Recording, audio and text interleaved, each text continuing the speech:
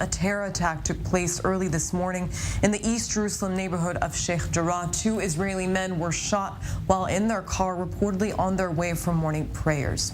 Both victims, ages 50 and 48, are in moderate condition and are being treated at Shaare Zedek Hospital.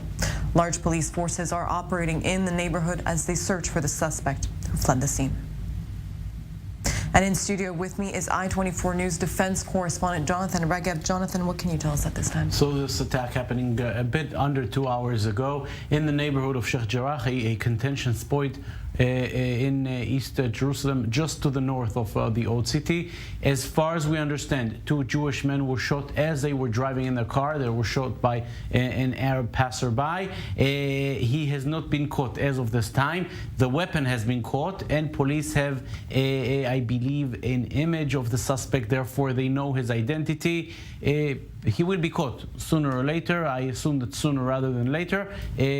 But this manhunt is ongoing at the moment. Sheikh Jarrah, as we mentioned, a very contentious point just to the north of the old city. We've seen plenty of attacks there. The worrying aspect, of course, is the fact that this is not this is a shooting attack, which may have involved a little more preparation. In order to do a shooting attack, you have to get hold of a weapon, know exactly how to use it. So this is a little bit more than just the average, the usual lone wolf attack, which usually involves stabbing or car arming. This is different. The two injured men are in moderate conditions in two separate hospitals in Jerusalem, and the manhunt is ongoing. As we mentioned, the suspect will eventually be caught now that police have pretty much identified the man and found his rifle. Jonathan, stay with me. I want to turn to Itai Gies, a MADA paramedic who was at the scene this morning. Itai, thank you for joining us today.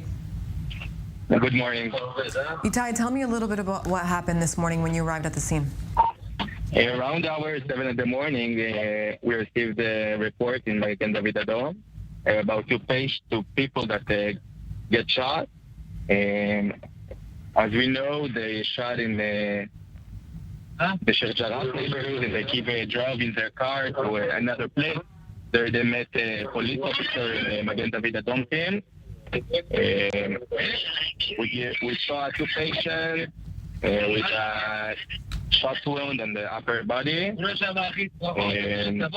give them a treat and evacuate them to the hospital in Jerusalem when they're conscious and stable. And two men around the age of 50. 50, right. Itai, it's surely not an easy situation, especially given the location of Sheikh Jarrah. Tell me a little bit about what goes into reporting to a scene like that. Can you say it again? My question is, how difficult is it for your paramedic team to report to a scene that is amid a terror attack? It's a difficult, but that's the situation that we live here in Israel. We know all the difficulties, but we do our best, and we take this very seriously. Itai Gies, thank you very much for joining us this morning.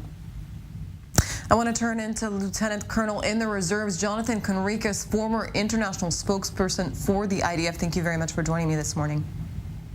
Good morning. Thank you.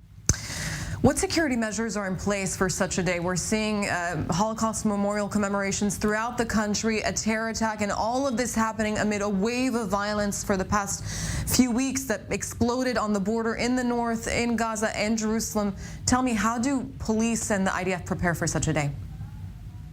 I think most of the burden so far has been shouldered by the Israeli police, who have been responding to countless acts of violence, riots on the Temple Mount, and have been providing security for Israeli civilians all over the city, thwarting several attacks and then responding to other successful attacks.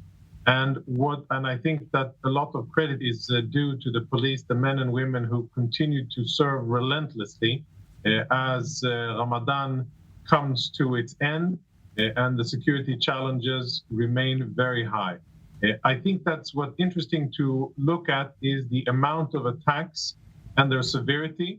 This is now the second attack in a matter of 15, 16 hours.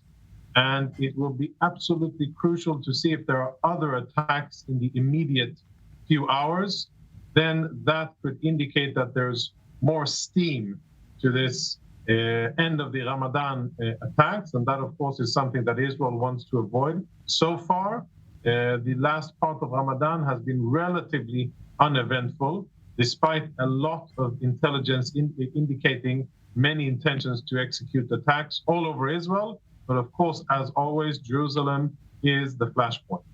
Of course, and tell me a little bit about the challenges of a manhunt while all of Israel's political echelon, we're talking about the president, the prime minister, the Supreme Court top judge, are all in the same place in Jerusalem. How difficult is it to handle that situation from the standpoint of the security forces?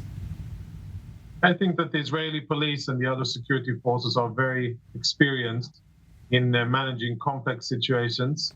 And the two things aren't really related. There's quite a few kilometers separating between the location of Yad Vashem and Sheikh Jarrah. But it does put a lot of strain on security forces to make sure that all of the VIPs are safe and sound and that there won't be any disruption to the very important ceremony. And then on the other hand, getting the perpetrator, the terrorist, as soon as possible. I have no doubt, just like your defense correspondent Jonathan Regev said, this terrorist, like any other terrorist, will eventually be caught. This one, it looks like he will be caught quicker, and he will be brought to justice. I hope that he'll fight while being apprehended. And at the end of it, I think that we have to zoom out and look at, again, the almost impossible situation with the neighborhoods of Eastern Jerusalem, which continues to facilitate freedom of movement for the Palestinians, enabling them to go into Israel and to kill and maim at will. And that's something that needs to be addressed, I think, on a bigger national level. Jonathan Conricus, thank you very much for your insight this morning.